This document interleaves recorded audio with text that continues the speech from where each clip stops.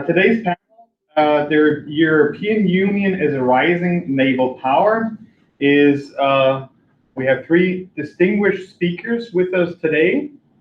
And before I get started, I just want to say a couple things up front. I'm here, as you can see from the program. I'm not in the capacity of the Austrian Center for Intelligence, Propaganda, and Security Studies, but by the ISPK, that is the Institute for Security Policy at Kiel University. So that's my current affiliation, and I'm in that capacity today. It is a great opportunity, and I would like to thank the organizers for organizing this event, despite all the problems we have had the last years.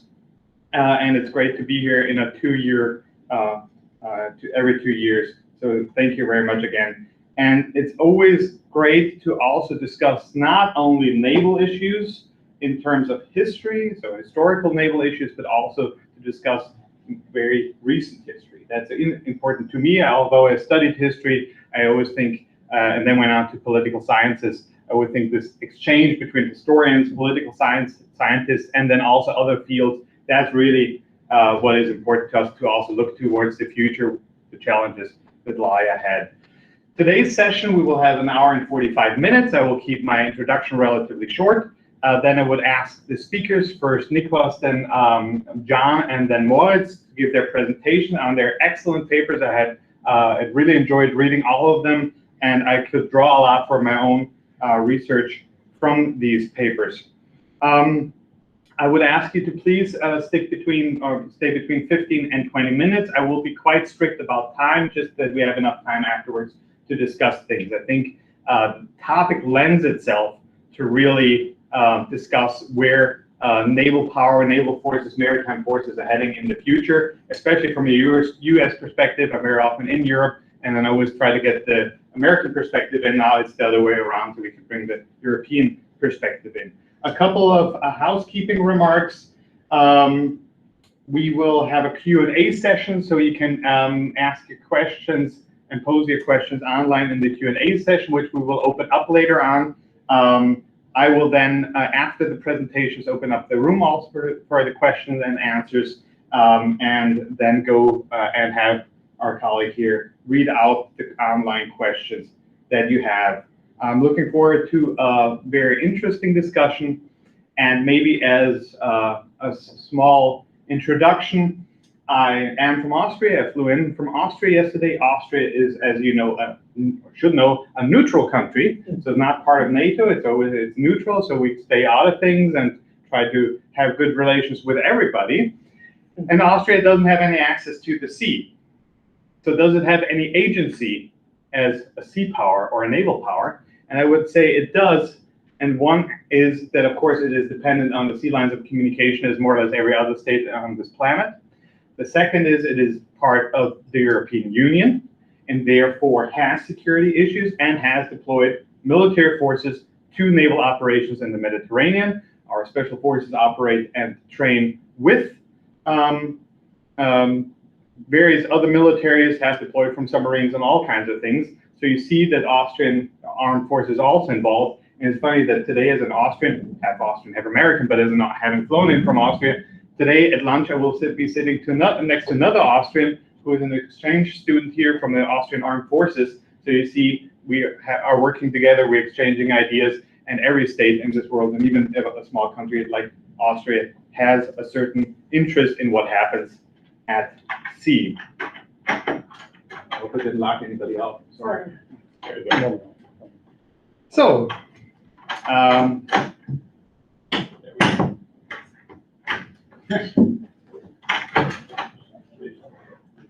please. Okay. So that we don't keep anybody out. Then I would actually like to hand things over to Niklas Nowacki. He's a senior research officer at the Wilfried Martens Center in Belgium. And thank you very much for your very interesting paper. It reminded me a little bit of my own papers, not only because I deal with similar issues as you do, but also with length. And I'm very happy that it actually provided a really good overview of what the European Union has been doing in the maritime domain. There's too little research on that. as I find, and therefore you really are closing important research gaps, and that is definitely something that we all can profit from. You work on EU foreign and security issues, your defense policy, and I'm very much looking forward to your presentation, 15 to 20 minutes. The floor is yours, Nicholas. Thanks for being here. Well, thank you very much, and good afternoon from sunny Brussels. It's a shame that I can't be there with you this morning physically, but I'm very happy to be joining virtually. And today, I thought I'll give you overview of the European Union's ambitions as a naval actor, and I want to do that by firstly looking a little bit at how the EU's naval ambitions have evolved in strategic documents that have been adopted since the EU security and defense policy was created in the late 1990s, reviewing the main naval operations and actions that the EU has launched since 2003, when its security and defense policy became operational, and then also kind of providing a brief overview of the contemporary current discussions on the future of the EU's naval ambitions that are taking place in the framework of the ongoing strategic compass process, which seeks to set new goals and targets for the EU security and defense policy until 2030, and this process will conclude next March. And the kind of point I want to make is that the EU is really primarily still a regional naval actor with cautious global aspirations.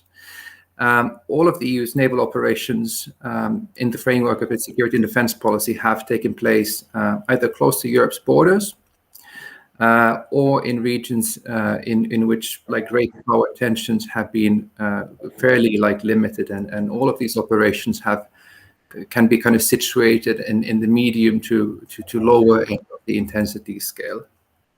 But if you have a look at EU documents, I mean, there's a clear aspiration for the Union as a whole to play a more global role as a maritime security provider, including in more sensitive regions such as the Indo-Pacific, and which is something that we've all been reading a lot in the news in the past few days.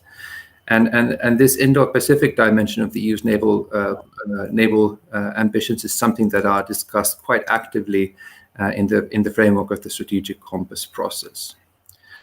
When the EU security and defense policy was first created in the late 1990s, I mean, it already had a naval dimension then, but this naval dimension was very kind of cautious and not very clearly elaborated. I mean, if you have a look at early headline goals, such as the ones that were adopted in 1999 and in 2004, which laid out the initial aspirational level of ambition when it came to the EU's idea of deploying land-based military crisis management operations in its neighborhood. These already talk about the need for the Union to have the necessary naval enablers that it could use to deploy these land-based operations. But these early military operations that the EU deployed in the framework of its European, now common security and defense policy, were either so limited in their scope that the use of supporting naval assets was deemed unnecessary often, or they took place in regions that were quite inaccessible via sea lift, so certain regions in sub-Saharan Africa, for example. And also the kind of early big strategic documents that the EU adopted in 2003 and 2008, like the European Security Strategy and then the subsequent implementation report on that, they didn't really discuss maritime security issues or the naval aspirations that the Union might have. I mean, they did discuss issues like the threat of maritime piracy, migration, but the discussion and the way kind of these documents outlined the EU's maritime aspirations was extremely limited. But things began to change when we moved kind of further down and towards the late 2000s. And there were a couple of reasons why things began to change. Firstly, of course, I mean, the EU's economy has always been quite heavily dependent on maritime trade, and therefore the EU depends on open and safe sea lines of communication. And this when the 2008-2007 global financial crisis was getting underway, like this is something that the EU kind of also had to ensure that it had reliable access into the global commons.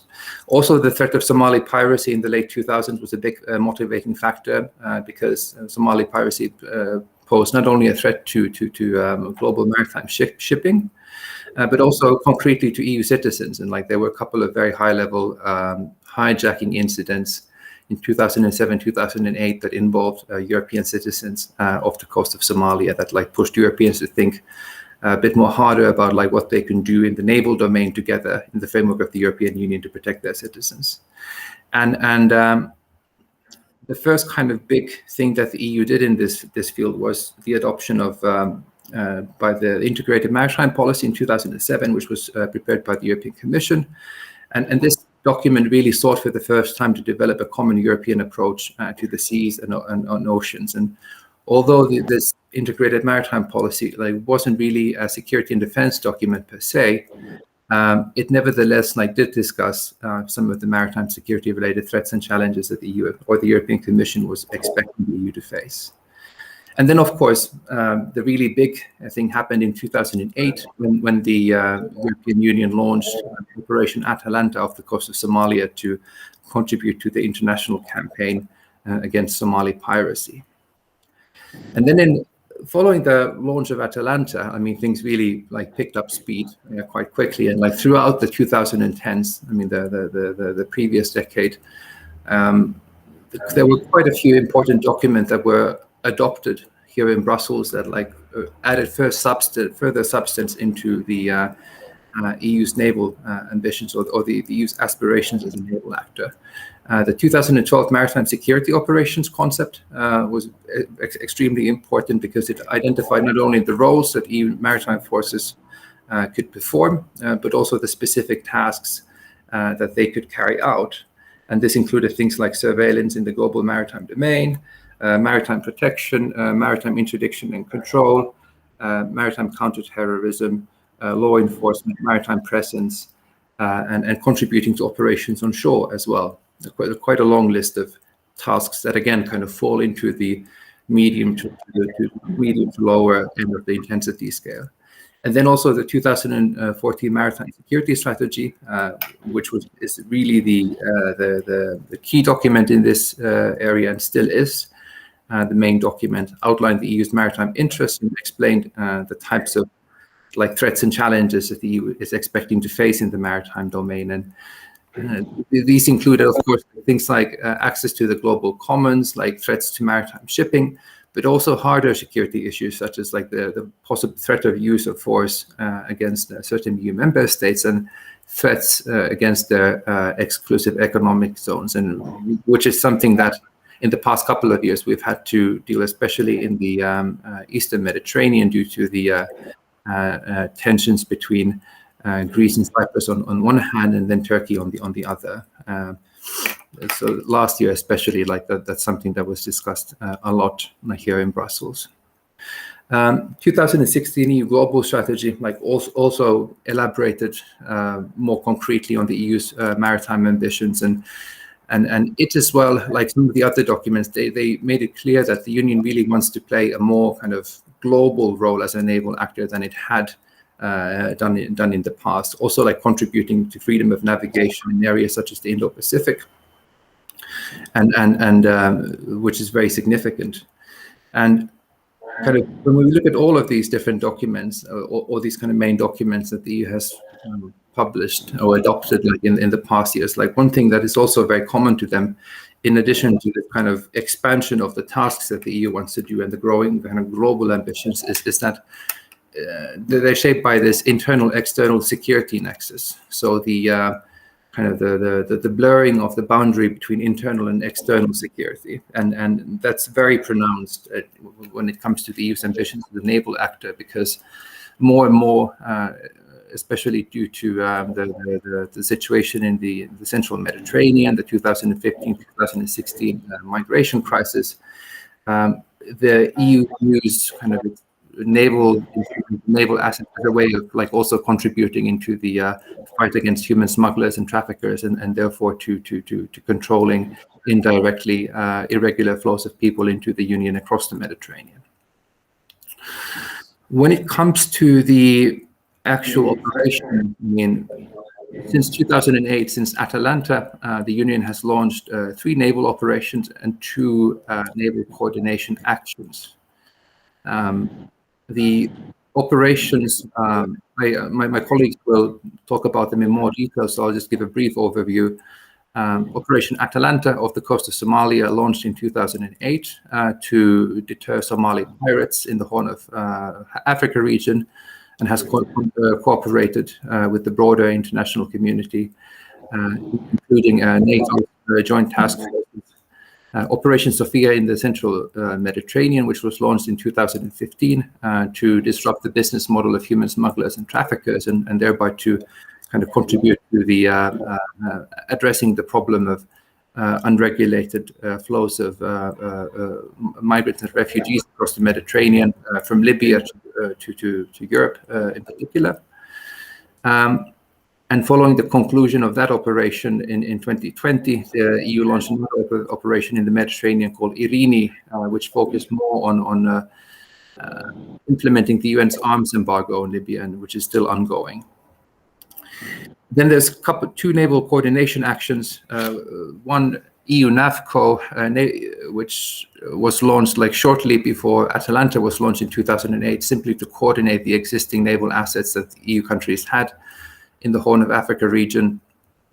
And then in January this year, the EU launched the first pilot case of its coordinated maritime presences concept in the Gulf of Guinea. And EU NAVCO and the CMP pilot case, I mean, they're not military operations as such. They're simply efforts to coordinate, like via Brussels-based like coordination centers, the existing naval assets that EU countries have deployed in the regions in which they were used, and all of the naval assets that were used in EU NAVCO and that are currently used in the CMP pilot case in the Gulf of Guinea remain under national command. So there's a little bit more flexibility for countries who want to participate compared to the traditional CSDP or EU operations.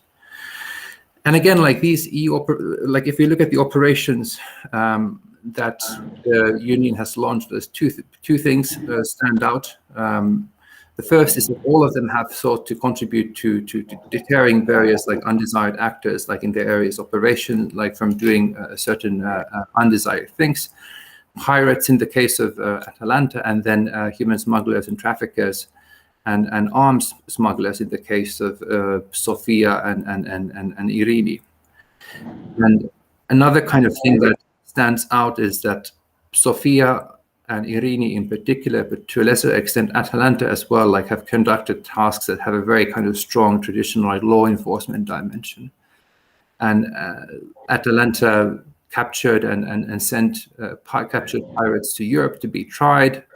And then Sophia and Irini have rescued shipwrecked migrants like from the sea, and then also kind of sought to fight human smugglers and traffickers in the Mediterranean. So they kind of really signify the blurring of this, what the EU's border guard Frontex like would usually do, and then like what would be kind of considered like harder security issues that would traditionally be something that the EU would do in the framework of its CSDP.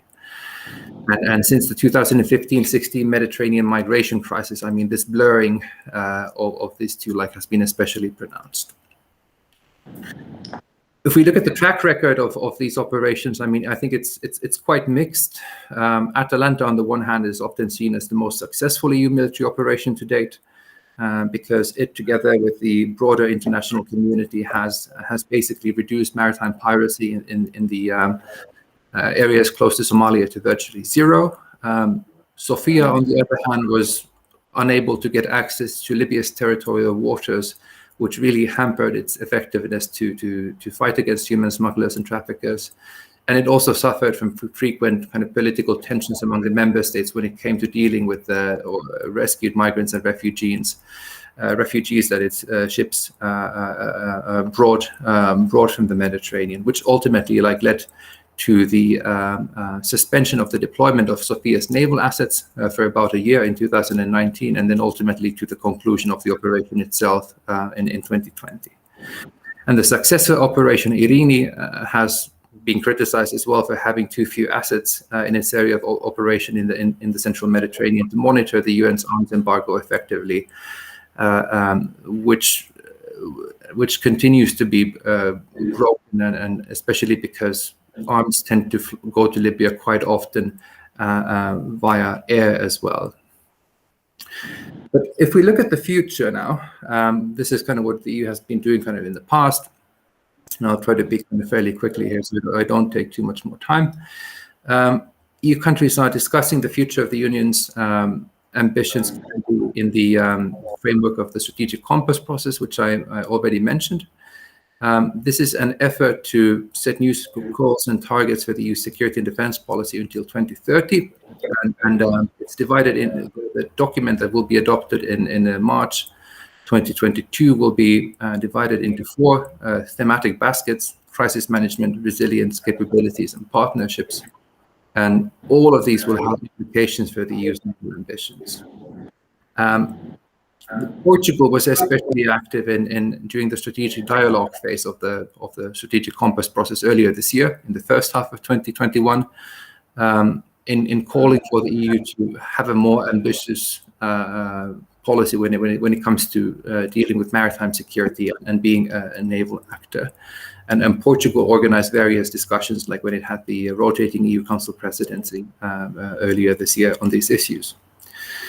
But much of the actual kind of discussions that have taken place on within the strategic compass process, they focused on enhancing the EU's flexibility as an actor, including in the naval domain via this coordinated maritime presence, this concept that I already mentioned.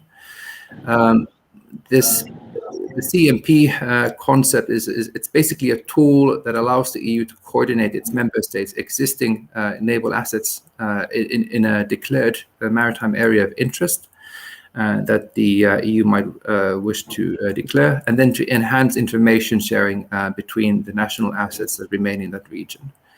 And importantly, using this CMP concept and declaring a maritime area of interest does not imply the establishment of an actual EU military operation, because the naval assets of the participating countries remain under national chains of command. And the idea behind this concept, in a nutshell, is that those EU countries that would have naval assets in a specific region, or which are planning to deploy naval assets to a specific region that is of interest to the entire Union, they would then could make them available for additional tasks that have a kind of a more specific and general European dimension.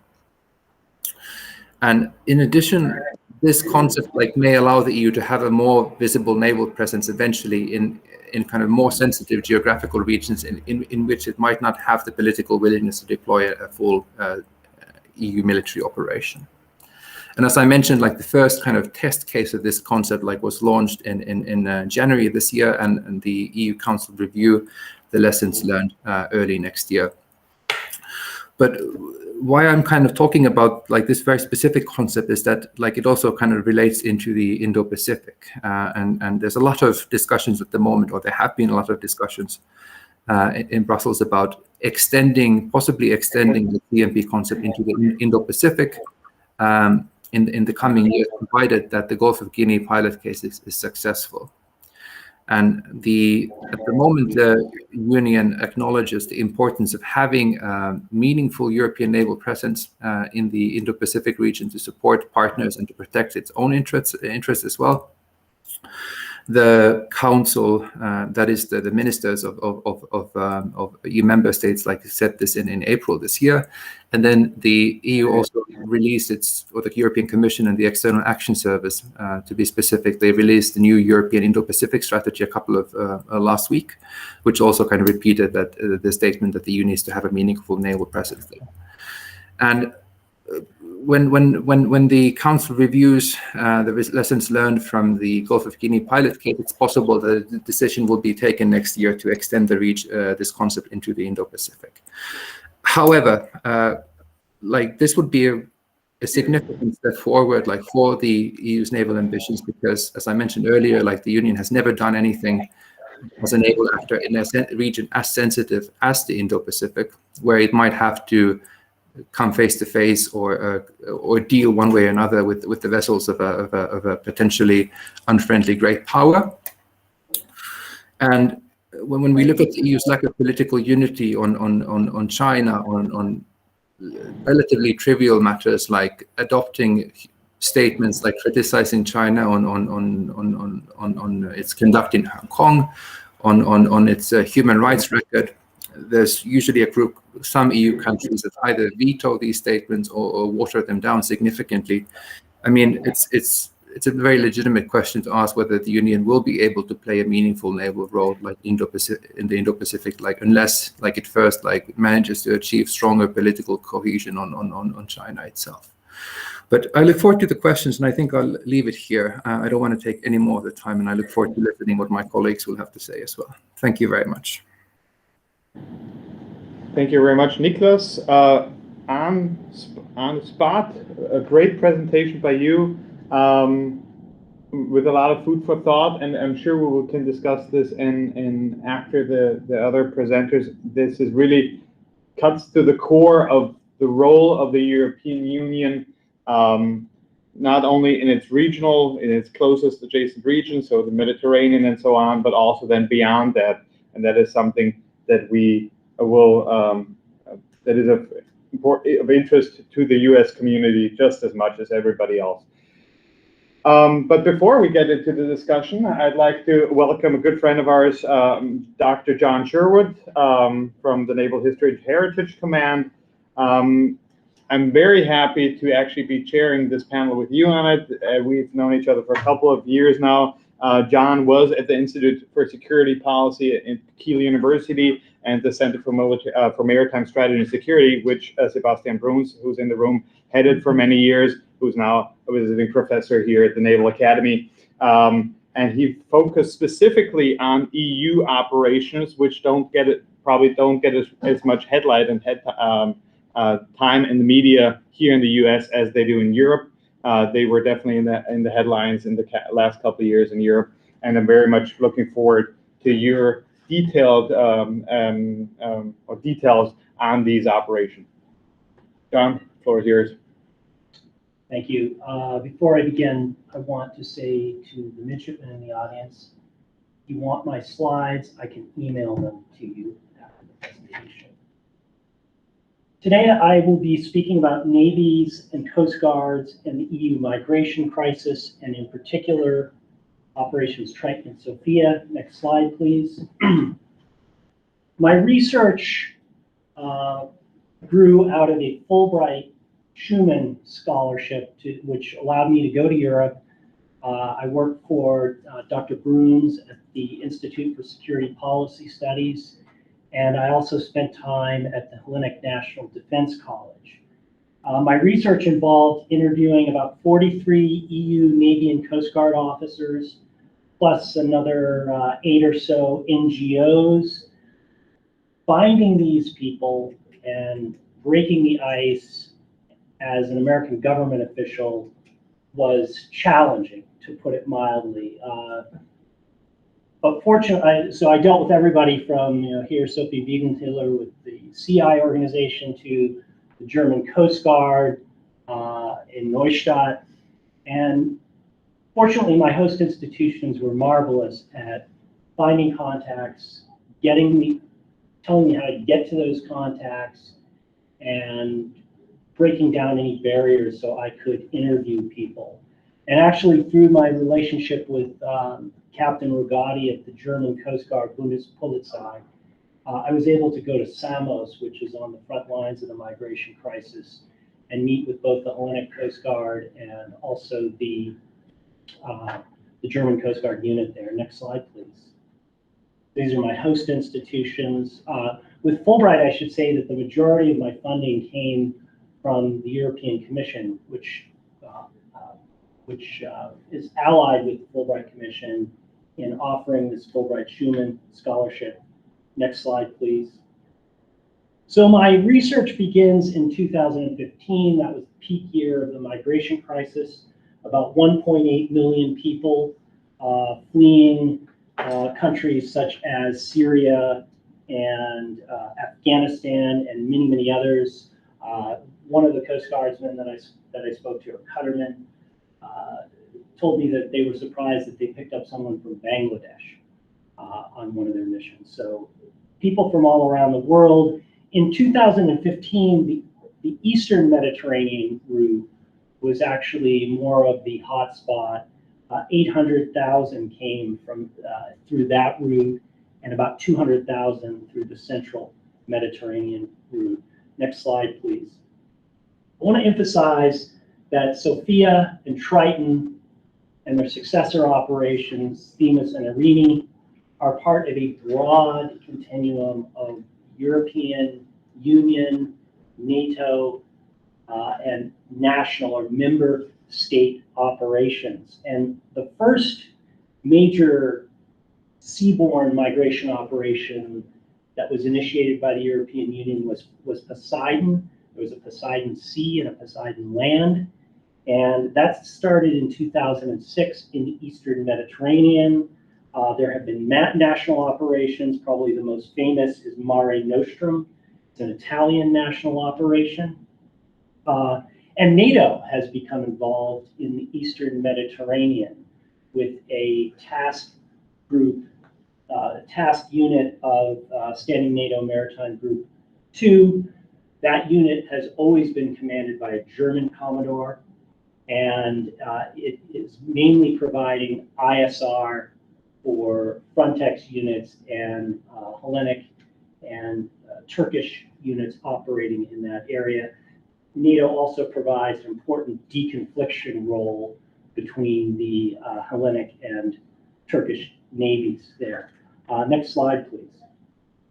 So there are a number of significant laws relating to migration, and European Commission and the European Union is very adamant about being law-abiding.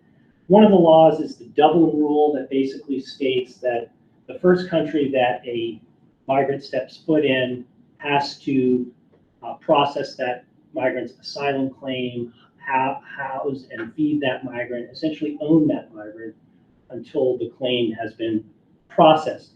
That put particular onus on the frontline states, and in particular Italy and my host nation, Greece. Other laws that are important are the non-refoulement principle.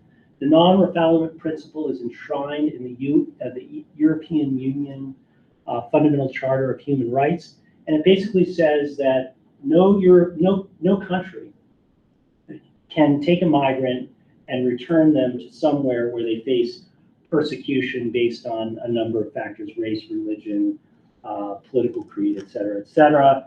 And then I think two laws that are very important for anyone here who is a seafarer, and that's SOLAS, Safety of Life at Sea, and UNCLOS Article 98. And those laws basically state that if you're a CO of a ship, or even a merchant mariner, or you're even sailing your pleasure craft, and a mariner is in distress, you, under international law, you have an obligation to rescue that person, or to do as much as you can to render aid and assistance. And that has been tested. In 1988, the USS Dubuque, LPD-8, did stop, provided water and food to a boat carrying Vietnamese boat people, and said, you can steam, here are compasses, here's a map, steam to that island, it's only a few miles away. Because of current sea state, et cetera, it never made it. The people resorted to cannibalism, and the captain of the Dubuque, who is actually a friend of mine, his name is Captain Alexander Balian, he was court-martialed over that incident. Next slide, please. So I want to turn my attention to Triton, now Themis, And Triton basically grew out of the Italian national operation Mare Nostrum, which RC, which between 2013 and 14 saved about 140,000 lives. But this is really too much for Italy. Italy has a powerful navy, it has aircraft carriers, it has a powerful Coast Guard, it has the Guardia di Finanza, which has its own maritime element that's fairly robust. But still, this was just too big of a job financially, mainly. They had the capability, but the money was a problem. So in 2014, Triton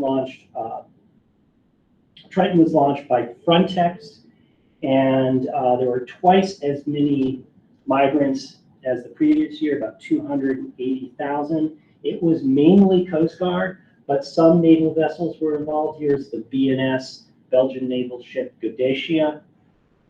The idea was to prevent loss of life at sea, so the SAR, SOLAS requirement, early detection of migrants and bringing some order to the chaos of migration, and sort of processing migrants under the Schengen Border Code. About 14,000 were rescued in the first 2 months. 57 human traffickers were arrested. Next slide.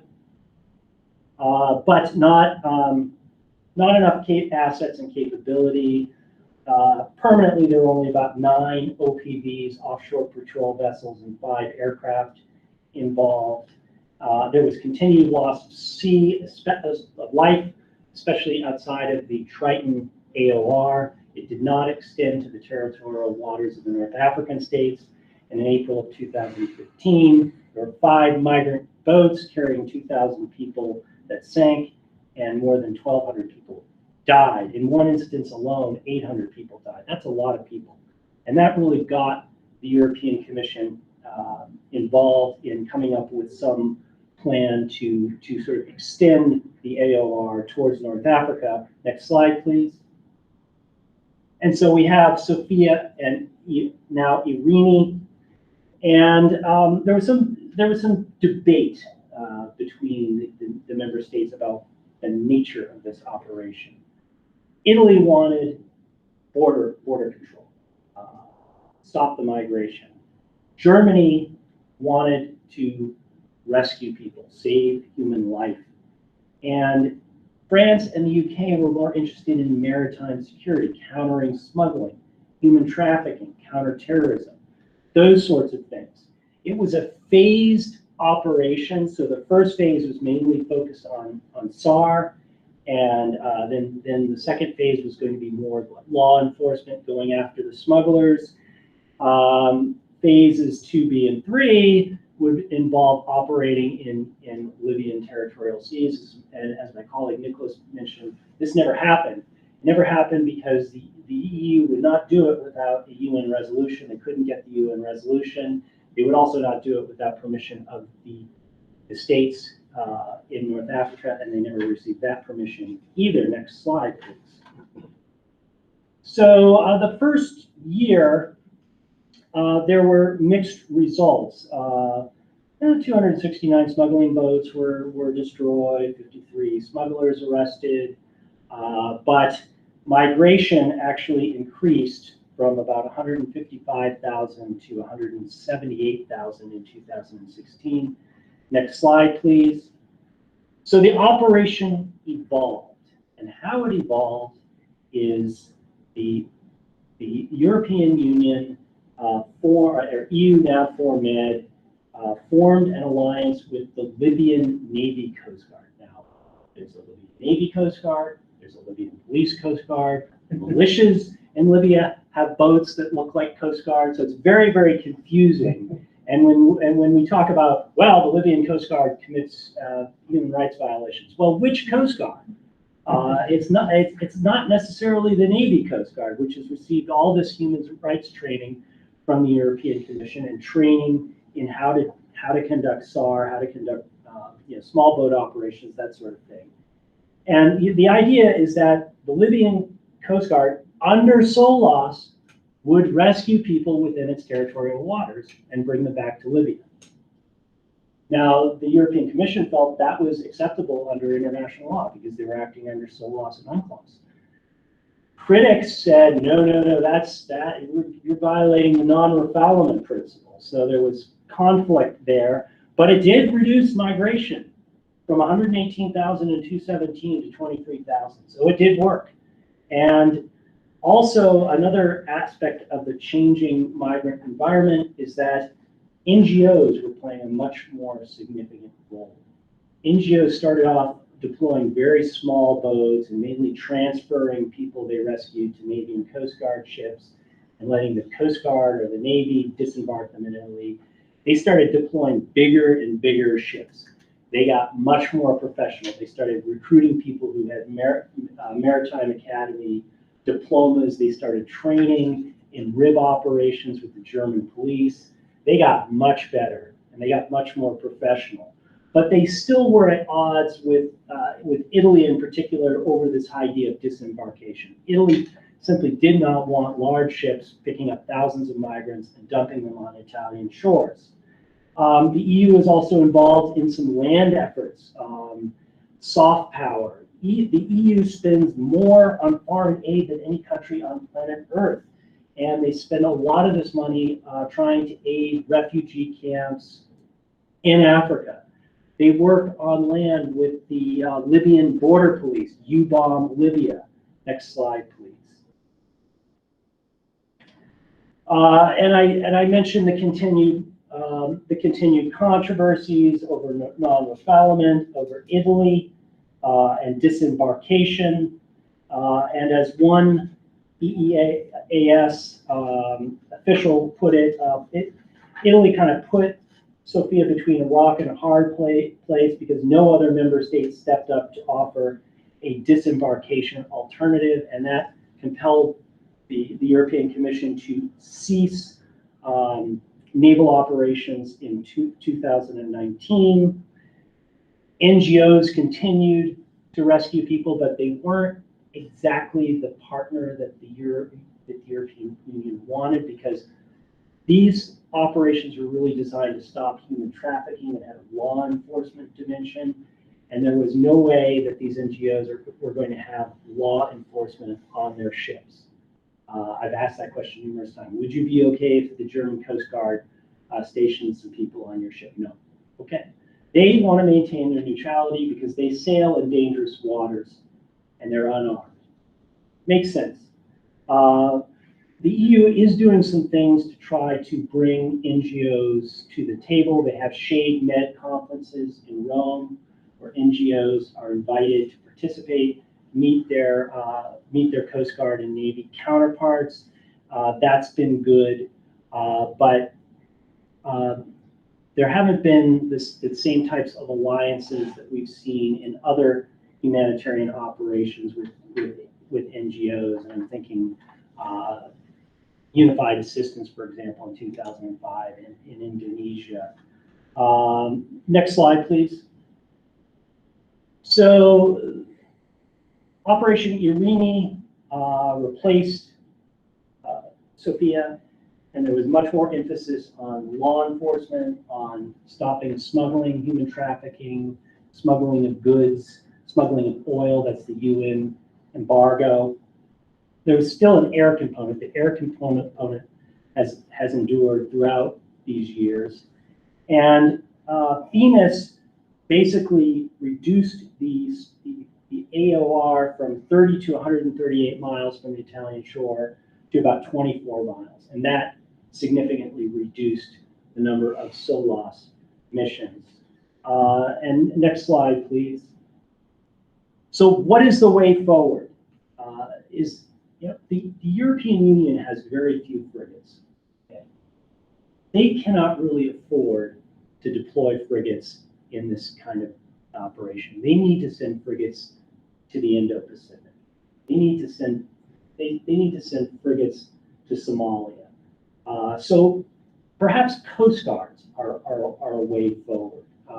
And this picture here is the new Potsdam class OPV. It has a nice big helicopter deck capable of carrying a lot of migrants. They've recently put 57mm guns on them. So they have defensive capability. These are dangerous waters. No ship of that size should go near the Libyan coast without being armed.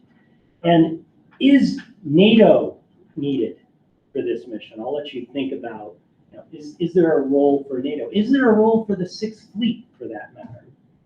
And I will end my presentation there and hopefully get some questions at the end. Thank you. Thank you, John.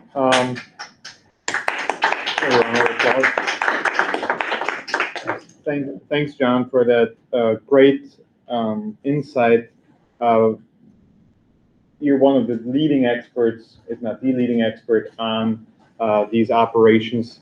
And it's always interesting to see the details, how that has played out, but also looking towards the future, how the European Union should handle these things.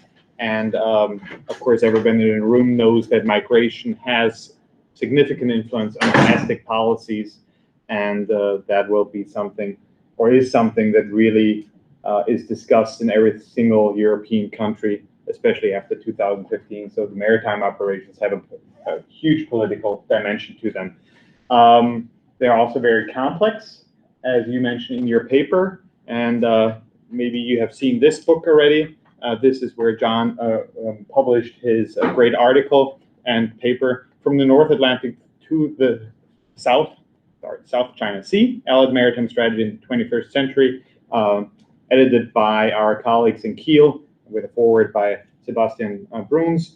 And looking at the European Union and possible challenges as well as opportunities, I would like to hand it over to our dear colleague, Moritz Brake. Moritz is somebody I look up to, not only because he's 2 heads taller than I am, but at least 2 heads taller.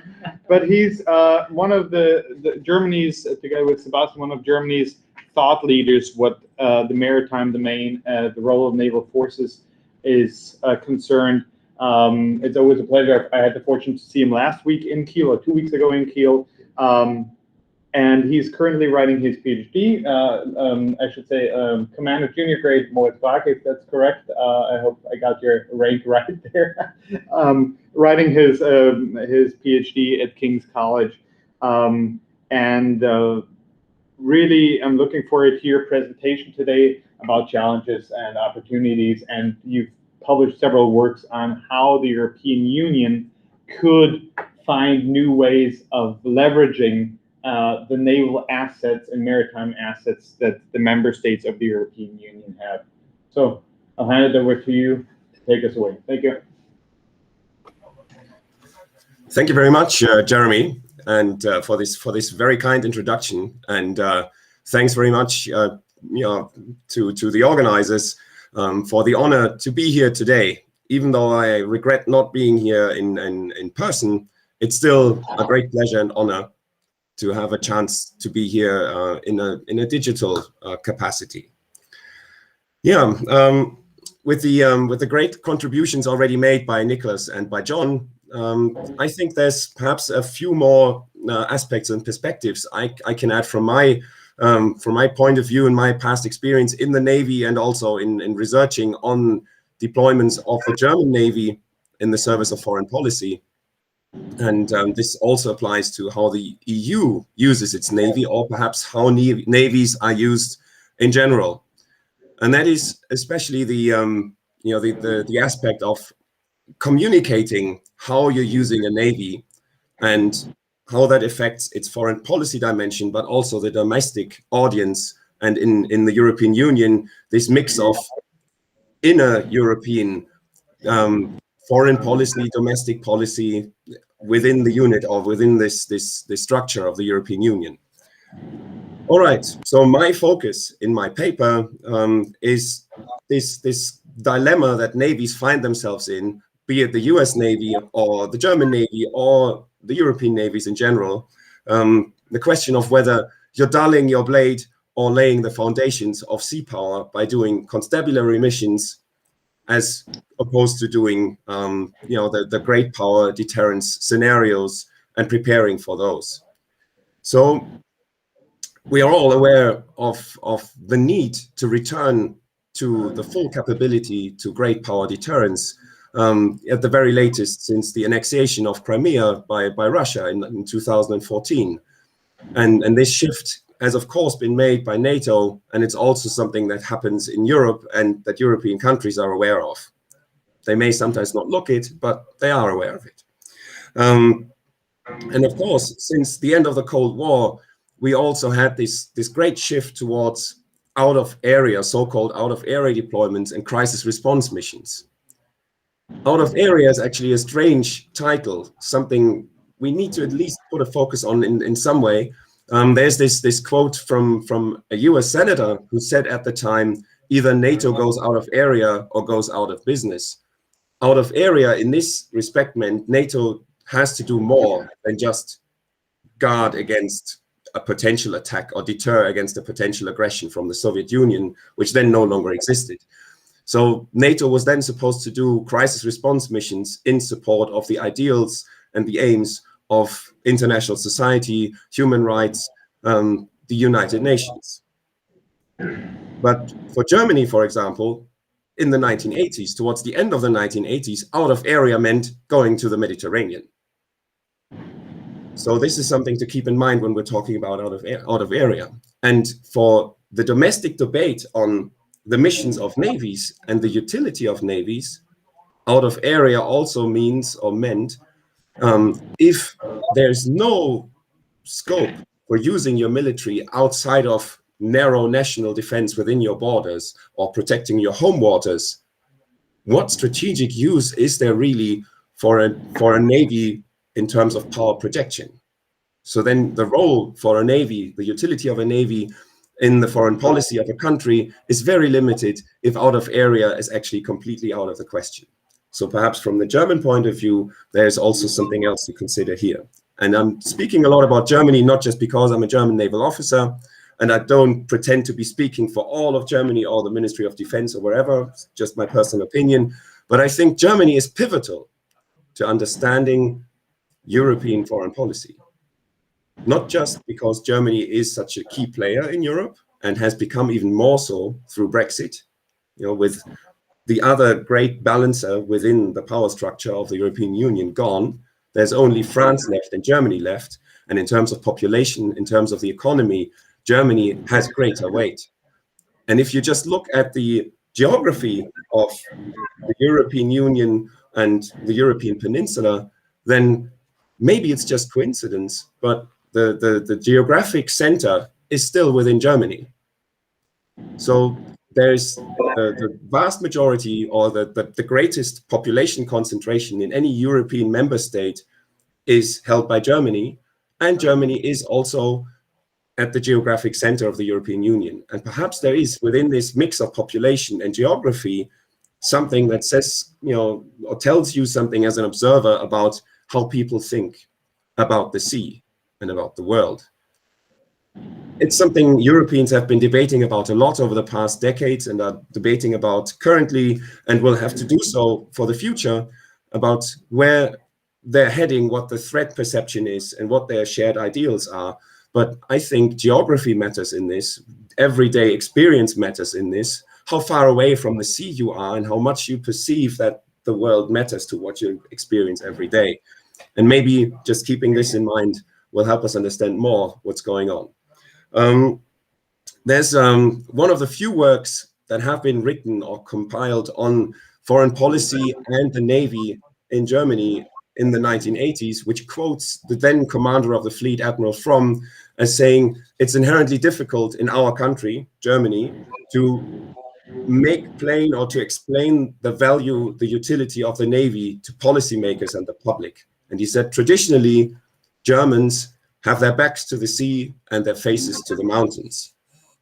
Maybe this is something applicable to Germany, but I'd rather say this is something applicable to many European countries, many people living in Europe, but it may also be symptomatic for how people in countries in general, with large populations that live away from the coast, tend to not focus as much on the sea. The phenomenon of sea blindness is lamented by navies perhaps the world over and throughout history. It's not something entirely new and not something entirely German. Okay, I want to focus on challenges and the future perspectives for EU sea power, to not overextend the time today. I think some of the key challenges that have to be faced by European navies, or when looking at European sea power, is that navies inherently have to explain their utility to the people that pay for them. Navies require long-term investments and substantial investments in financial resources, but also in the type of other resources that societies have to mobilize to make them possible, not least of all intellectual resources, which, if you look at the audience here and look at, the other people on the panel and this symposium, is something that matters a lot. How are navies thought? How are navies discussed? And how is their utility evolved and their strategy created, crafted? So how is that done in Europe, in the European Union? And how can navies affect that? And that is something critical. I already mentioned the out-of-area debate in the 1990s in Germany. There was a time, and that's something, for a naval officer, when you stop and think, ooh, that was a close call. That was in the late 1990s, when within the German government, and late 1990s, you have to remember that was, Balkan Wars. We had the NATO bombardment of Serbia. We had the intervention in Kosovo. The army was at the forefront of the German domestic debate. The Air Force was, also spot on because of the involvement in Serbia. And then the Minister of Finances in the German cabinet really asked the question of, what do we need a Navy for? I think we should cut down the service. We should close down the service of the Navy. We don't need that anymore. We need to save money here. And this was something seriously discussed at the time, and nothing came of it because of 9/11. Just shortly after, basically, within this, in that same government structure, the ongoing debate on budgets, when Germany already all of a sudden realized the utility of being able to send warships to a mission at the Horn of Africa, way out of area in perceptions of the olden days of defending in the North Sea and the Baltic Sea. But this example made it absolutely plain to those deciding on the budget that it had value to be able to send warships far afield. And since then, the Navy didn't really have that issue again of having to justify its budget, not in inner service rivalry within the armed forces of Germany, but rather to find the right budgets for the number of missions it was increasingly getting, as policymakers have finally caught on to its utility, its value. So the point was, in this case, navies need to make their utility clear. Otherwise, they suffer under the motto of use it or lose it. If it's not demonstrable that what you're doing has any, graspable value, things are cut down. And then again, another German example, 3,000 tanks in the Bundeswehr and the German armed forces in the 1980s during the Cold War. Today, the German Bundeswehr has 300 tanks. A similar fate could have struck the Navy had it not been able to demonstrate its utility in the time after the Cold War. And this is something navies need to do in the European Union. They need to be out there and they need to be doing constabulary missions, even if they don't like it at times. And if they would like to rather do the high intensity warfighting roles, practice them, prepare for deterrence, and do what navies are made for, in their own perception. But if they neglect the mission of actually providing what is traditionally called good order at sea, the everyday perception of people and politicians may then finally forget what navies are for. Okay. Another challenge is, how do you do that if the perception of naval reality isn't an everyday occurrence? So you need to stay relevant in your society in order to get the budgets that you need. You need to have the size, the critical mass of a navy, of a maritime interest, of a maritime industry, in order to get the attention that you need from the public and from the policymakers, the media headlines that have already been mentioned, in order to get the funding and get the routines and the political structures that you need to then operate when it's needed most. So another important factor is that you need to keep doing stuff, and you need to keep a certain size of a navy operable if you can, in order to just keep the whole system of discussing navies, of maintaining them, of attracting people, good brain power basically, into the service to continue serving in it. So critical mass matters, missions matter, and presence in the attention span of the public mind and of your policymakers matters too. So that takes me to the future perspectives. I think the utility of navies for the European Union and its foreign policy is obvious for somebody who deals with navies. The European Union can make very good use of the versatility of naval assets, of being able to deploy them in humanitarian roles, in soft power roles, in constabulary roles, in diplomatic missions, or even as a tool of hard power deterrence, even though that's something to also keep in mind, of course, that this role is largely relegated to NATO by most member states of the European Union. But it's something that, for the sake of debating it properly and keeping in mind the whole breadth of smart power uses of a navy and of smart power aspects of foreign policy, the European Union would be well advised to not neglect this aspect of naval assets. Another point to keep in mind is, for the future of the use of navies, comprehensive approaches are very dear to the European Union, and they might just make plain sense for a supranational actor that is very, very good at using its civilian assets and toolbox. It has very strong institutions that are able to mobilize more than just the sum of the parts and contributions by the member states when it is dealing with crisis response or with domestic challenges. The European Union can bring a lot to the table when it comes to the civilian toolbox.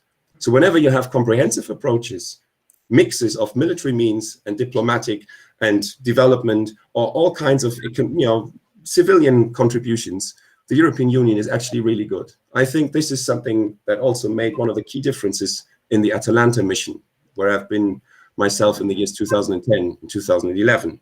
So this is something to keep in mind. The European Union would do well to not neglect the military tool contribution to the comprehensive approach. And another point is then, how are we building on the particular strengths of the European Union as a complement, not as a challenger of or replacement for NATO? I think nobody in their right mind in Europe would think we could do without NATO. But how can you use what the European Union can do to strengthen what NATO wants to do and achieve, and at the same time, of course, make the European Union and its toolbox stronger?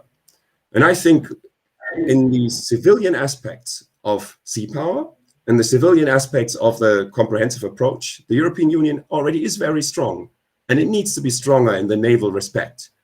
But a good first step would be to then build on those parts that directly affect naval power and are in close connection, but are, if you want to mold them in this way, can be portrayed to be more civilian-minded. Support vessels, for example, auxiliary fleet, they can be civilian-manned even, or could, in times of challenge, of crisis and war, could be easily switched to a military role, but at most times be civilian crewed and under civilian authority.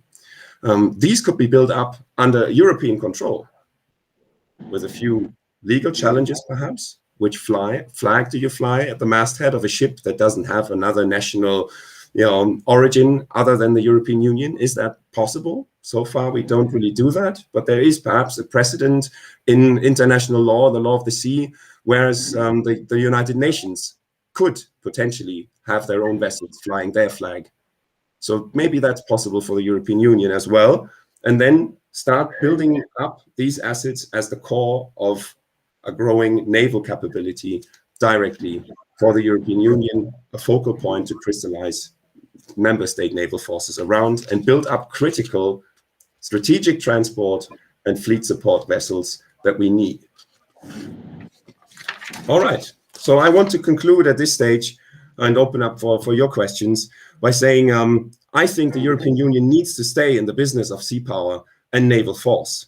It needs to keep flying the EU flag off the warships' mastheads around distant places of the world, to just stay within the experience, the routines, and build the decision-making processes that it needs in order to grow into this role more and more.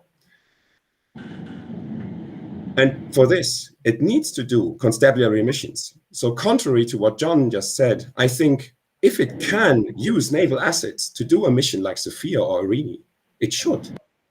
And it brings, and that's perhaps a part of my personal background and my studies, it brings the advantage. If you use a naval asset or naval assets in a mission like Sophia, you can actually communicate to the domestic audiences that are susceptible to that. We are showing up, we're showing force here. We're present. There's the Navy. You know, this is not just anything. That's the Navy, warships. We are showing resolve against a migrant threat or a risk that we're addressing with force. At the same time, you have the vessels that can do the soft power role of humanitarian assistance. Over 50,000 people, migrants, have been saved by warships over the past 5 years, or the 5 years between 2015 and 2020. So you can address both audiences, those that are leaning towards the Fortress Europe and those that are leaning towards the open arms policy within the European domestic audiences, thereby maintaining your hold on government agency and not losing up to the rifts that are, not just present in Europe, but also in the US and other nations. So this is something you could do with naval assets, and you probably couldn't do that if you just chartered civilian assets and sent them out there to save people. Something similar applied to the mission Atalanta, where you could combat piracy, do a constabulary role, something a Coast Guard might as well do.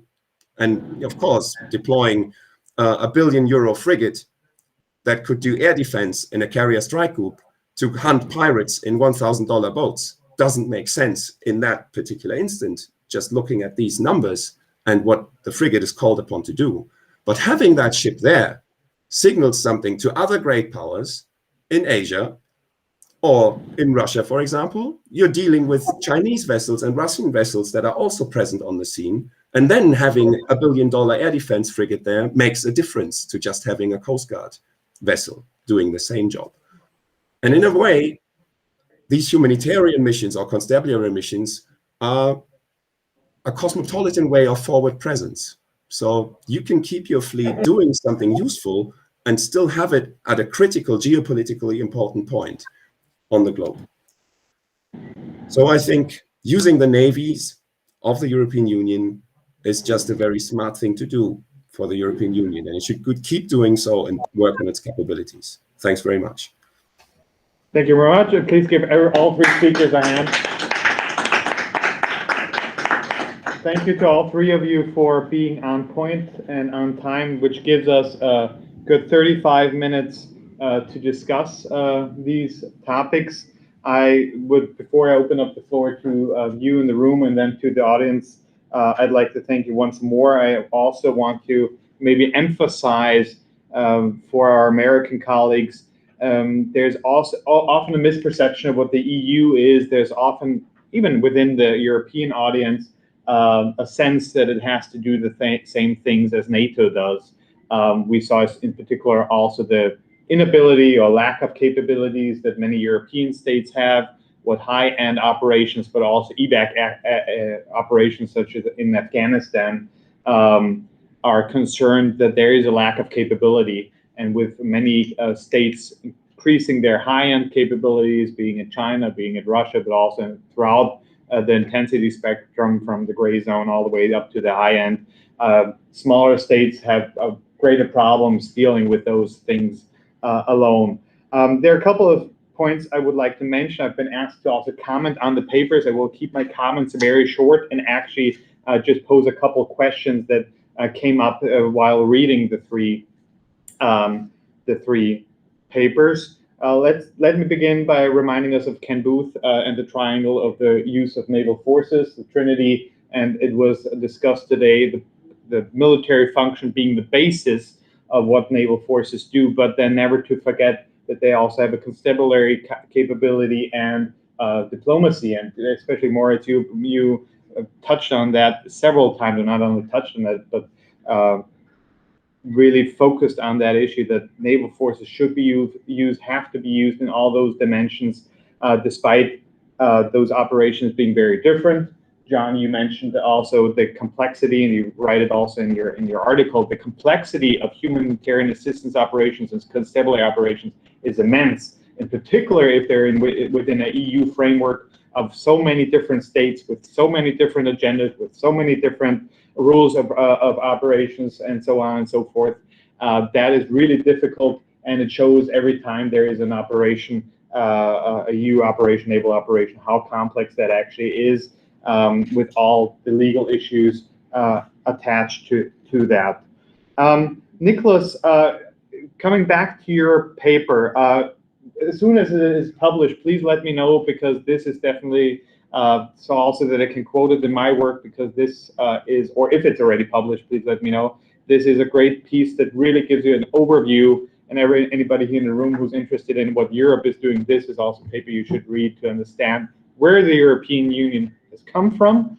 And if you look at, again, comparing NATO and the EU, 30 years ago, if you would have said the EU will be conducting an operation off the Somali coast, everybody would have said, "No way, Jose, that won't come to pass." Now it is. So I also find it intriguing to think where the EU could deploy in the future, where it could be seen, where it could be present.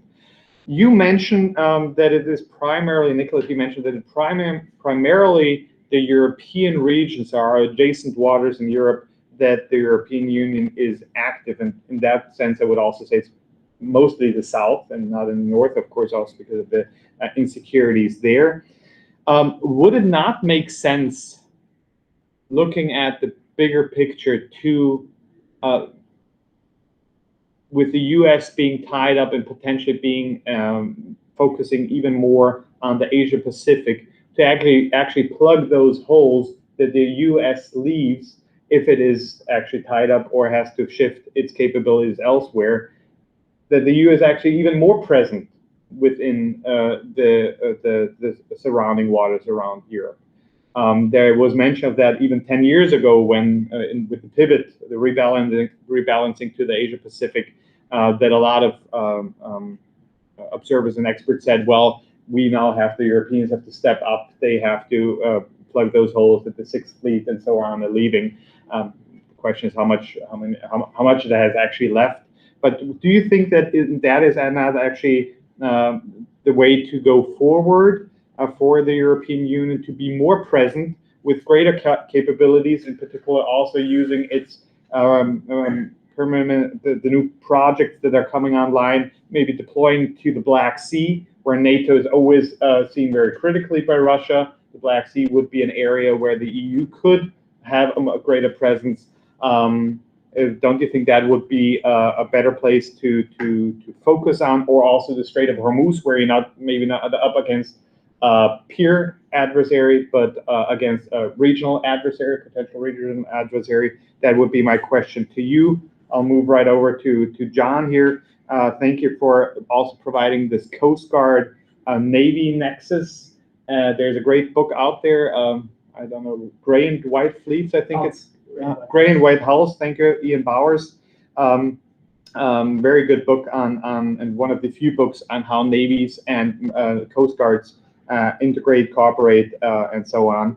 Do you actually agree with what Moritz said, that having the $1 billion destroyer, the Brits, for example, having that there actually does send the more important signal than maybe having a Coast Guard vessel deployed? Or do you still see the trend towards having offshore patrol vessels, which are being built by European navies to a great extent, being deployed to free up all those assets that you need in national operations, or you need in NATO, or as Europeans are doing now, deploying to Asia Pacific for example, the Dutch with the Brits together with the carrier group, the Germans with a frigate, and so on. So French with their assets, Brits with their offshore patrol vessels.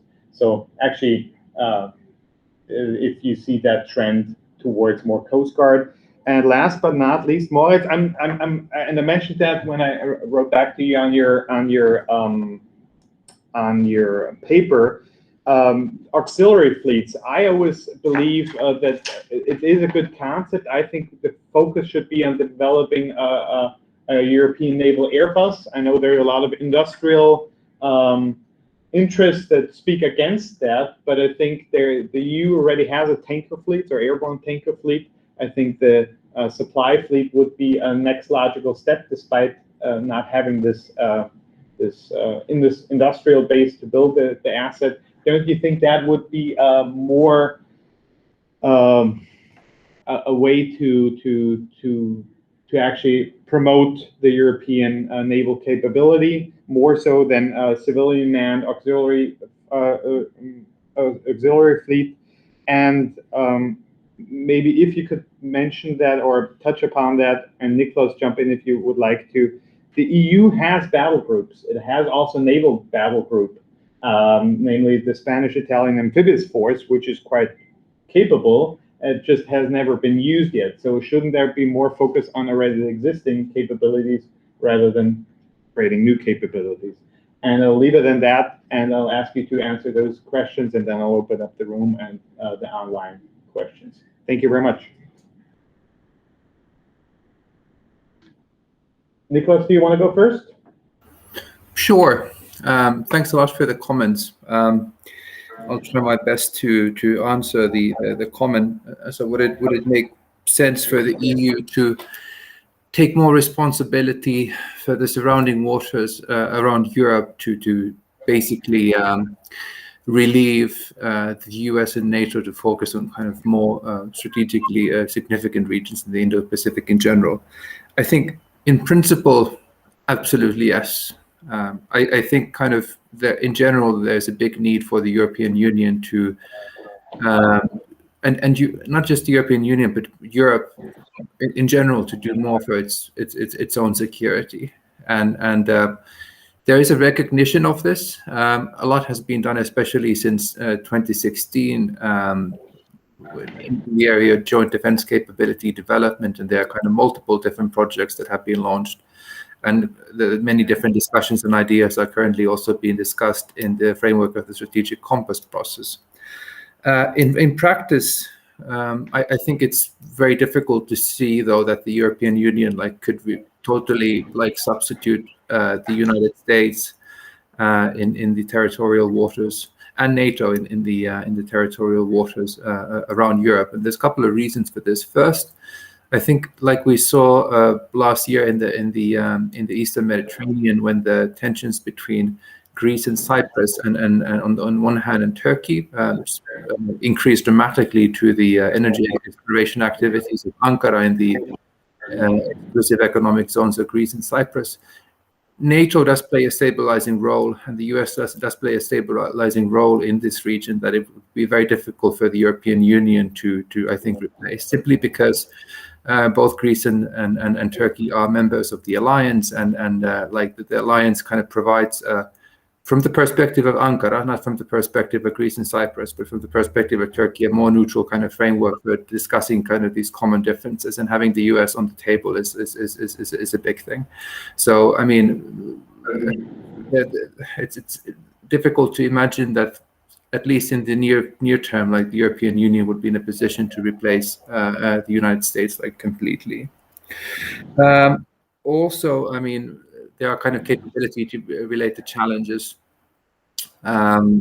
Intelligence gathering shortfalls. I mean, the EU also has a very underdeveloped command and control structure. It's like a never-ending debate, like here in Brussels and in national capitals. It has kind of an operational headquarters in Brussels, which is called very interesting, in a very funny, creative way, the military planning and capability, which is in charge of commanding mainly kind of non-executive EU military training missions, but it doesn't command actual executive military operations. so there are kind of these never-ending discussions of boosting the MPCC and making it into an actual operational headquarters, and I think this is a big thing. And then kind of finally, also, the EU has throughout kind of its history, not only as a naval actor, but as a crisis manager in general, been extremely selective in the types of operations that it does. The EU is not very comfortable with dealing with risk. So, I mean, whenever it has done something, it has chosen to do things that, like, it can market as a success almost immediately, like when it deploys or does something. But if the EU would really kind of want to become a serious like security provider, also like in a hard security provider in the waters near Europe, like it would have to kind of become more comfortable with accepting risk, accepting that, I mean, things might not happen always, I mean, the way it plans, accepting that like people might get killed, accepting that, I mean, it might get negative headlines, I mean, in Europe, and in the extreme that like people might come back in zinc coffins. I mean, so far, if I remember correctly, like there's been only one casualty in the history of EU crisis management, and that was in 2007 or 8 when one French soldier in an operation called EUFOR Chad in Chad wandered off across the border to a neighboring country and like died in the desert, but that was not a combat casualty. As far as I remember, that's the only one. But these are the types of issues that, I mean, eventually, like the EU has to accept that like these sorts of things might happen more. If it wants to become a genuine security provider. Thanks. Thank you very much. Thanks. Over to you, John. Yeah, so the question is it prudent for Europe to send a $1 billion frigate to perform migrant operations? And that's a complicated question. I would say in a surge type capacity. So in 2015, 2016, that period where you have a lot of migrants and the situation is kind of out of control. But as the situation stabilizes, that cuts into scheduling, that cuts into exercises. It causes havoc with training. So I'm not so sure. I mean, in the U.S. context, when Operation Unified Assistance in Indonesia occurred in 2005, we sent in the Lincoln Carrier Strike Group. Okay, when Tomodachi occurred, we sent in the Reagan CSG, and we also had GW there as well. It was in maintenance. So that's a lot of capability. And from the minute the Lincoln started steaming towards the Indonesian coast, Admiral Crowder, in the back of his mind, was that there was a timer ticking. He had to get back to the mission because it's great. CSG has a lot of capability. It had extra helicopters, but how are his fixed-wing aviators going to get their carrier qualification time? How is he going to meet his next requirements? One of the things with Europe is we're talking about standing forces. I forgot to mention that Frontex is creating a 10,000 person standing border patrol force and Coast Guard. And that's another step in the direction of unification. I think those Coast Guard vessels, maybe Sebastian can correct me if I'm wrong, they're going to fly the EU flag. Frontex? The Frontex. That's a good question. I don't know. As Frontex becomes more robust, I think there will be less and less of a need for naval elements for some of these humanitarian missions, unless there's an external threat such as Russia or there's a surge capability. I mean, in a surge capability, the Mistral class BMP, for example, can be converted to a fairly significant sized hospital ship. And German frigates carry Bundeswehr cultural affairs specialists who in many cases not only speak these North African languages, but I've interviewed some of these guys and girls, they are actually from these countries. So they have a wellspring of knowledge about these cultures and can really lower the emotional temperature with respect to migrants. So it's a two-edged sword, and I would just argue that in the beginning stages, yes, but eventually find another way. Working with NGOs is yet a third avenue. The NGOs have developed a much greater search and rescue capability over time, and the EU should really use those people. Where are they getting their money? They're getting their money from the German churches. And where does the German church get its money? Taxpayers, because you pay a tax if you're a member of a German congregation. So indirectly, the German government is paying for those ships. Might as well use them. Thank you. And Moritz, over to you, maybe a short answer so that we still have time to discuss it in here.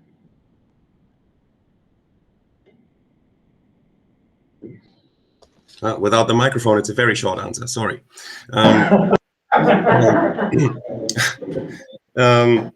Yeah, it would be great from the perspective of having much more efficient supply networks for spare parts, maintenance, everything, also for exchanges of personnel across European navies, if we would have something, as you suggested, like a naval Airbus being the pan-European manufacturer also of military aircraft, and then being that for whatever we call it in building warships across the European Union. But I think there are two things that are principally standing in the way of that. And that's, on the one hand, the fact that the French naval industry has been more or less profitable and under the control of the government. It's a nationalized industry, national security, direct control. And, and the European and the German defense industry, the naval armaments sector in the German industry is, as compared to the land armaments and air armaments sector, profitable. It has been so, to the degree of, for every euro the German government puts in there, roughly €3 are made by the naval armaments manufacturers or the shipbuilders in exporting assets across the world.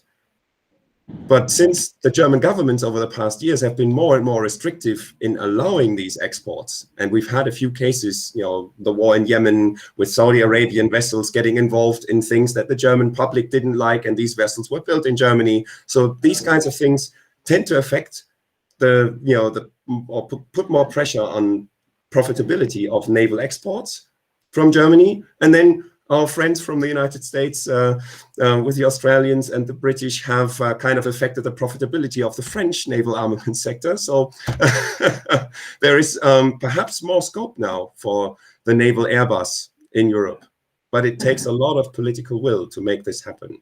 And there's a lot of pressure, especially in those northern regions in Germany, on the central government to be politically aware of the workforce in the shipyards. So maybe that's something to keep in mind here as well. So it would be great to have it from the naval point of view, but politically there's something to wait and see. Thank you, Moritz. Consolidation of the European defense industry, a topic that has been ongoing for many years. It is occurring and it is happening. We'll see how it pans out. Thank you very much. I would actually now like to open up for questions, the room for questions. How many do we have online? So we don't have any online questions. Okay, nobody at home. Then we have a couple. Then it would take those two questions. If you could just please briefly state your affiliation and name, and My name is Mark Nicholas, NHHC. Thank you, three presenters, for giving such wonderful papers. I have two questions, but my first one is for John. Dr. Sherwood, I think this won't be a very difficult question for you, but it's something that I'm interested in hearing more about. You mentioned. Can you speak up just a little bit? I'm sorry.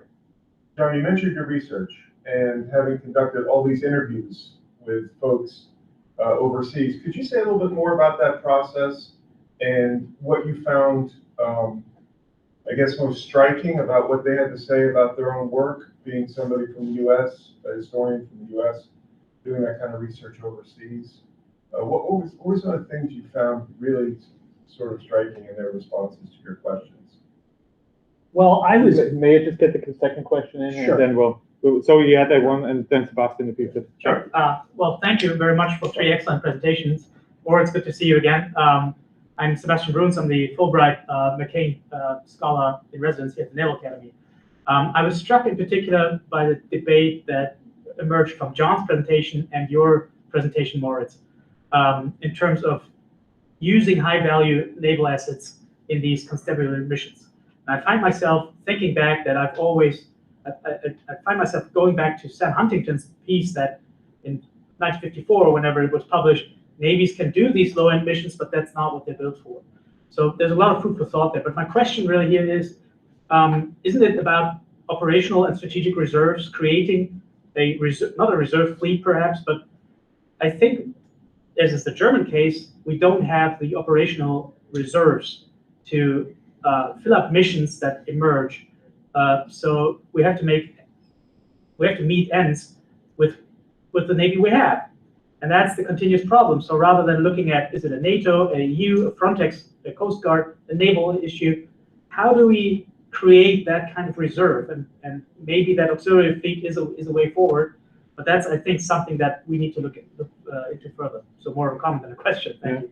Thank you very much. Also, is the aspect of critical mass, and for the U.S., it's always with lamentations of how few ships and platforms you have, and then you look at small countries that might have 4 or 5 frigates, of which 1 you can deploy, or maximum 2 you can deploy. That really is that then really becomes an issue. So, John, to you and the question on the process of your research. okay, well, when I interview American officers, I have Navy.mil on my email address. And I'm working for the Naval History and Heritage Command. I have a boss, Admiral Cox, who's close friends with numerous admirals in the fleet. So I go out and I ask for an interview, and it's usually no problem. But in Europe, I was very apprehensive because here I am, an American. They might not want to talk to an American. How am I going to find these people? I can't just say, hey, I work for the US Navy. I want to interview you about your life. So I leaned heavily on people like Sebastian here. Sebastian had a plethora of contacts, a large Rolodex. He knows everybody in the German Navy, everybody who's anybody in the German Navy, and could pick up the phone, sing with the German Coast Guard, and make things happen. And with the interview process, it only takes 1 or 2 interviews to establish your bona fides, and then you get more interviews. With the NGOs, that was particularly tricky because many NGOs are coming from the far left on the political spectrum. They're suspicious of military, they're suspicious of the government. So one of my first meetings was with one of the trustees from CI, and in good NGO fashion, he was biking across Europe, and he met me somewhere near Kiel on a bicycle.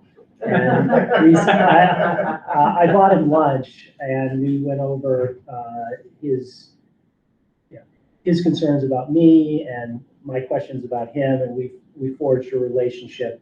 And from there, I was able to interview many other NGOs, first with CI, and then because there's a lot of commingling with Sea Watch, I thought going to Greece that I would have to start from scratch again. I've known Sebastian for many years, but I didn't know the people at the Hellenic National Defense College. But in typical Hellenic Navy fashion, my contact there, Captain Christianis, who was he's one of the head people at HNDC, he's now retired. He had 20 interviews lined up from day one. Not only did he have 20 interviews, he had a Hellenic military vehicle arranged with 2 Hellenic conscripts who would take me to the various bases and facilities that I needed to go to interview. it's very, they're isolated. I can't just take a cab and go to the gate, show my ID, sign in, then I have a 10-kilometer walk. I couldn't do that. I basically needed an escort, and for security purposes. So that worked very well. I also, through Sebastian's German Coast Guard contacts, and I became friendly with the German Coast Guard. They invited me to a forward base in Samos. I don't think they invite too many people to forward bases, especially because forward deployment for the German Coast Guard is a relatively new thing. And Frontex is very, very concerned about its image abroad, politics. I will say that the relationship between the German Coast Guard, I also interviewed the Hellenic Port Authority commander who's Coast Guard. It's fantastic. And they've really integrated themselves into the fabric of Samos. They have close friendships with not just the military, with the Coast Guard, but the Army, the police, all aspects of the security services, and a lot of civilians as well. They go down the street and there's a migrant hotspot there, and people come up to the German Coast Guard and thank them for saving their lives. So that's quite impressive. So long answer, it takes time. Going over there is very helpful. I'm very thankful to the Fulbright Commission and the European Commission for funding me to go over to Europe. Thank you. Thank you very much. Maybe Moritz and Niklas, if you want to maybe touch on what Sebastian raised, that creating an operational reserve, in particular in the European context, where there are already so many capability gaps compared to other major powers, then to create another reserve force, if at all. Do you see that anywhere in the future, or any ways of getting there to create that? Maybe in terms of really using the reserve more efficiently that many countries in Europe have. Well, it's always a possibility, but I mean, these sorts of things, they often find it difficult to overcome the challenge of political will and the different strategic cultures of the member states as well. I mean, at the moment, the countries are discussing the possibility of creating this kind of initial entry force of approximately like 5,000 troops that could be used in an Afghanistan type scenario, or in a Mali type scenario, 2013 Mali type scenario, which would be a little bit bigger than the existing battle groups that the EU has. But again, I mean, this would be a slightly like different type of instrument, slightly bigger, but it's totally unclear. I mean, how like whether the countries would be more willing to like use it in practice. I mean, it's the same usually. I mean, whenever like we've been discussing like different types of like other reserve forces as well. But there are like definitely like discussions that are ongoing like in this area as well. But we have to kind of, I think, wait and see kind of what happens with the strategic compass process, like what comes out of it. And there should be a draft that should be coming out in November, or will be presented to the ministers in November, and then it'll be adopted in March after some negotiating. So we'll see. Thank you. Interesting that always events drive strategy. And if I recall correctly, in late 1990s, the European Union already had its response force of 60,000 troops within 60 days. I think that was the force requirements at the time, and it seems that at times that is a very slow process. Moritz, anything you wanted to add to that? Yeah, I think that's an interesting point. Events drive history or strategy. It's what you said earlier, Niklas, about the hijackings, high-profile hijackings that brought the mission Atalanta about. In 2008, the EU deployment of a European Union maritime force. I don't think we would be holding this panel if it hadn't been for Somali piracy. I mean, it's all, it's a moot point to speculate whether any of the other events since then may have sparked a similar reaction, but, we wouldn't be at the point where we are if that hadn't been the case.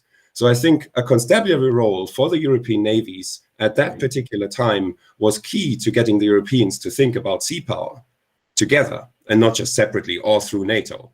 So if we want to look at reserves, naval reserves on the European Union side, I think it wouldn't be such a bad idea to consider navies deployed in constabulary missions as a reserve for hard power scenarios and hard power roles. Clearly, they'd be using resources, they'd be doing stuff that, consumes their time and takes away time from practicing something else. But there wouldn't be a vessel, perhaps, to practice for anything if it wouldn't be doing constabulary missions off the Horn of Africa or saving migrants in the Mediterranean. So I think, especially in Europe, navies, in order to sell their utility to the people that pay for them and actually join their ranks, they need to be doing exactly the types of missions that we've been, or parts of the navies are talking about that they don't want to do.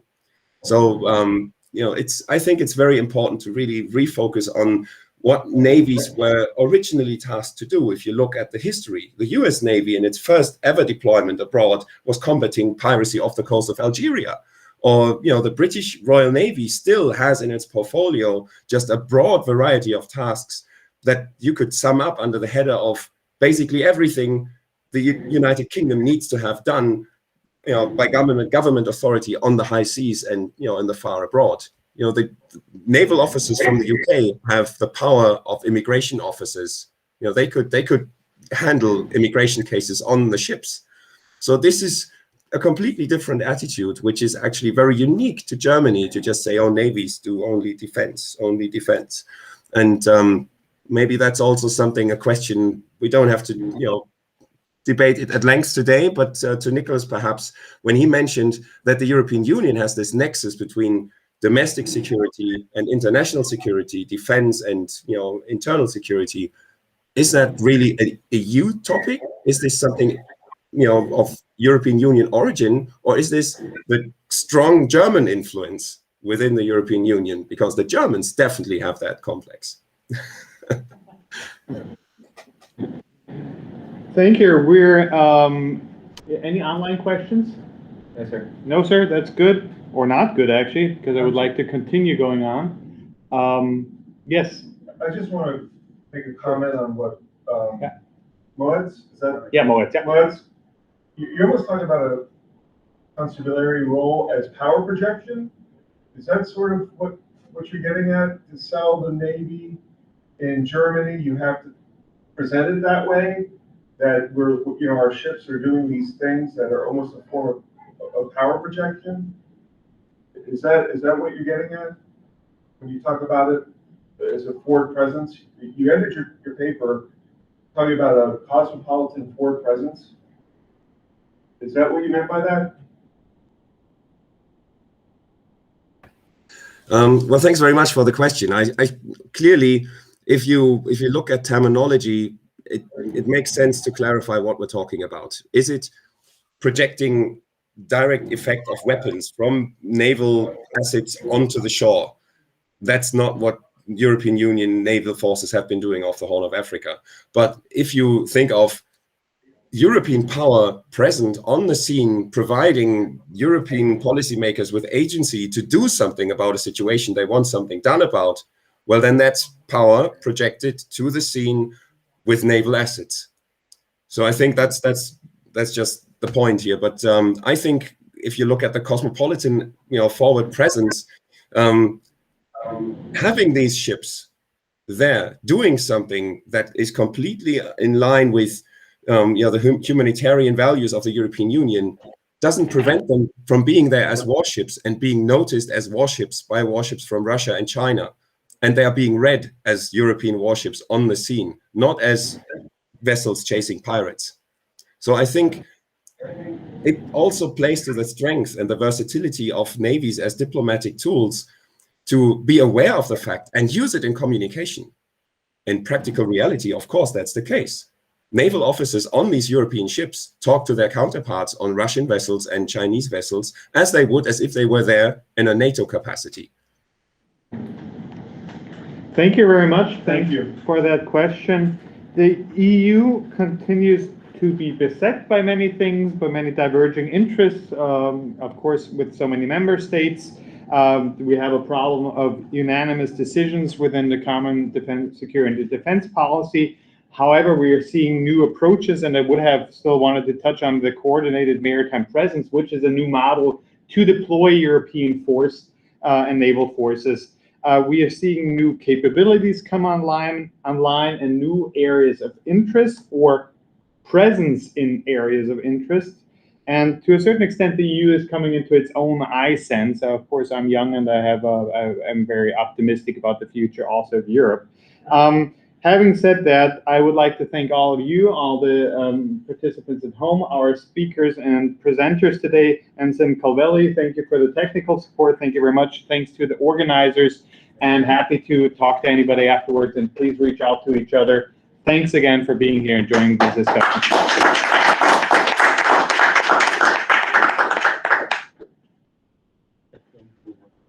Yeah.